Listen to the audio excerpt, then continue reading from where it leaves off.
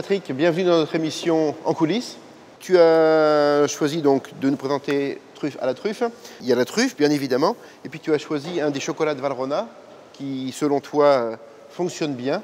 Donc on va mettre tout simplement du chocolat Guanara à l'intérieur. Oui. Et c'est vraiment l'association et le mélange est vraiment parfait. Il n'y a vraiment pas à discuter. On a très bon beurre, la crème, le chocolat et la truffe. C'est parfait. C'est vraiment très très simple. Et ce qui va rendre la vie à mes collaborateurs un peu complexe. C'est cette simplicité dans le produit, mais qui est extrêmement bon et ça se transmet de façon très très naturelle. Et après, il va surtout falloir respecter le process. Et donc ça, c'est une des choses à transmettre aussi aux garçons. Et ça, c'est loin d'être simple. Des garçons aux filles dans les magasins, évidemment des filles aux clients. Et on va appeler Stefano, puisque c'est lui que tu as décidé de mettre à l'œuvre. Patrick, on se dit à tout de suite. À plus tard. Merci. Chose promise, chose due, on se retrouve en compagnie de Stefano. Bonsoir Stefano. Bonjour Frédéric. Stefano qui a un joli nom de famille, Casa Dio, la maison de Dieu. Vous l'avez compris, Stefano est un des compagnons de route de Patrick Roger. Et puis maintenant, c'est à lui que je laisse la parole, mais aussi la spatule, puisque truffe à la truffe, c'est Stefano qui vous le présente et je vous retrouve juste après. On va démarrer la recette des truffes à la truffe en chauffant la crème et en ajoutant du miel. On porte à ébullition la crème afin de la stériliser pour faire fondre bien tous nos sucres. La crème a chauffé, donc on va devoir laisser refroidir. On va changer de bac.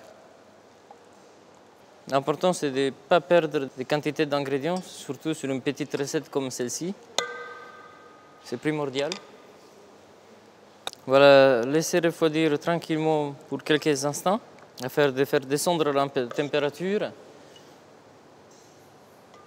La température de la crème, c'est important pour obtenir une ganache bien uniforme et tempérée afin d'obtenir une cristallisation stable. Je rejoins la température que je désire et j'incorpore à ce moment-là la crème au chocolat. On peut incorporer en plusieurs fois, en une seule fois. Vous aurez des différentes textures, plus ou moins élastiques. On a une recette qui est très simple mais pointilleuse parce qu'on a des ingrédients qui sont d'excellence. Truffe noire, qui est du Périgord. Je vais mélanger légèrement et je vais ajouter le reste de la crème.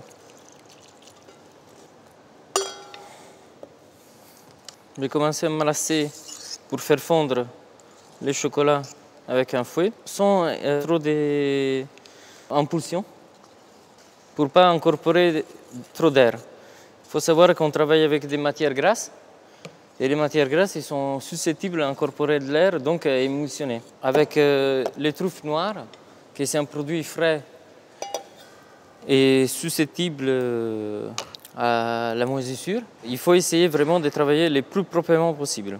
On va continuer l'émulsion une fois qu'on a obtenu un mélange assez presque homogène avec un mixeur plongeur, en faisant gaffe, surtout pas à incorporer de l'air. Donc je vais rester bien au fond et incliner légèrement.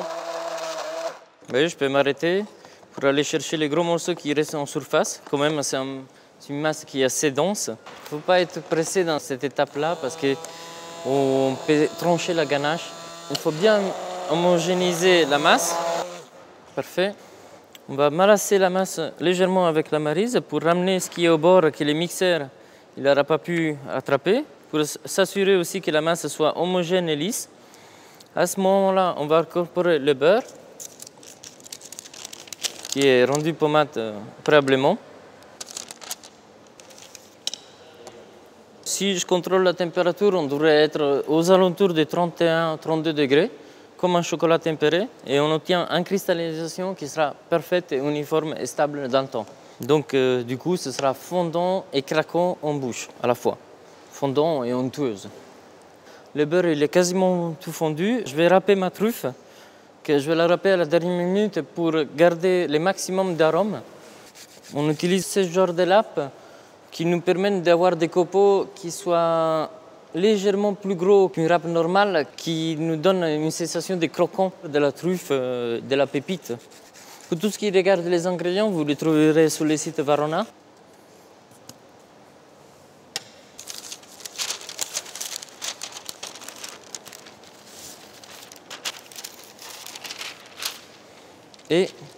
en dernier, les cognacs avec les truffes. Quand on met un alcool à l'intérieur du ganache, c'est le moment plus dangereux, dans le sens que la ganache, elle peut vraiment trancher. Donc il faut être légèrement rapide. Et là, on peut avoir une masse qui est lisse, homogène et onctueuse à la fois. Je vais la cadrer. On coule à l'intérieur du cadre qu'on a préalablement préparé avec une feuille de guitare en dessous. Notre ganache est coulée. On va la faire cristalliser tranquillement en chambre froide à 15 degrés, température contrôlée avec un taux d'humidité qui est des alentours de 60%. Pour avoir une excellente cristallisation d'une ganache, c'est conseillé de la faire reposer au moins 24 heures pour que les cristaux bêta et gamma du chocolat soient bien liés ensemble. Hop, et c'est parti. Ben voilà, notre ganache qui a cristallisé une nuit. On va la décadrer pour la couper. Je vais passer délicatement un petit couteau. Je vais la fleurer légèrement de cacao pour empêcher qu'elle colle à la guitare. Et je vais la retourner pour faire la même chose de l'autre côté.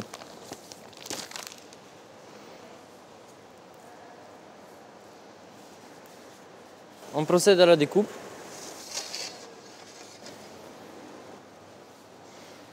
Voilà.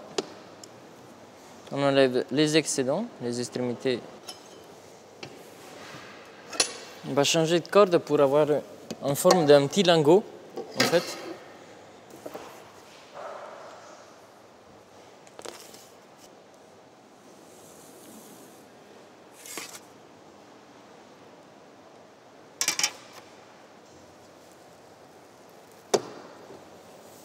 On va laisser tomber les petits lingots dans le cacao. Donc on va les séparer, les petits lingots, pour que le cacao aille partout et qu'il ne se recolle pas entre eux. On a séparé nos truffes, on va les disposer dans ces petites boîtes qui sont très sympas. Pour faciliter la prise des clients de la truffe, donc elle est souple en consistance. On a étudié mon chef il a étudié une petite astuce, une petite languette qui permet de soulever les truffes sans les abîmer. Je vais les disposer sur la longueur de la boîte.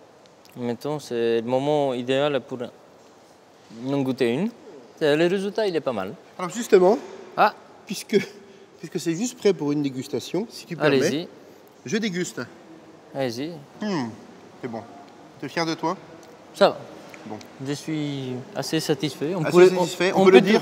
On peut toujours faire mieux. On peut le dire et on peut même le reproduire. Je te souhaite beaucoup de bonheur dans l'univers du chocolat et de la truffe. Déjà, travailler dans le chocolat, c'est un bonheur. C'est un bonheur. Oui.